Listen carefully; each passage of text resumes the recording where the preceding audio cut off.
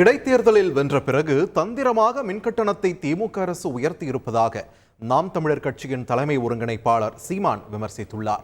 இது தொடர்பாக அறிக்கை வெளியிட்டுள்ள சீமான், அத்தியாவசிய பொருட்களின் விலை உயர்வால் மக்கள் கடுமையாக பாதிக்கப்பட்டுள்ள நிலையில் மின்கட்டணத்தை உயர்த்துவது வன்மையான கண்டனத்திற்குரியது என்று கூறியுள்ளார்.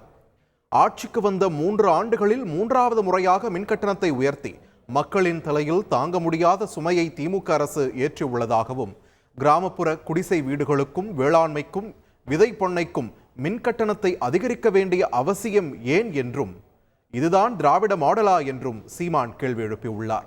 நாடாளுமன்ற தேர்தலிலும் சட்டமன்ற இடைத்தேர்தலிலும் வென்ற பிறகு தந்திரமாக மின்கட்டணம் உயர்த்தப்பட்டிருப்பதாக விமர்சித்துள்ள அவர், மின்கட்டண உயர்வை திரும்ப பெற்று மாதாந்திர மின்கட்டணம் செலுத்தும் நடைமுறையை விரைவில் நடைமுறைப்படுத்த வேண்டும் என்றும் வலியுறுத்தியுள்ளார்.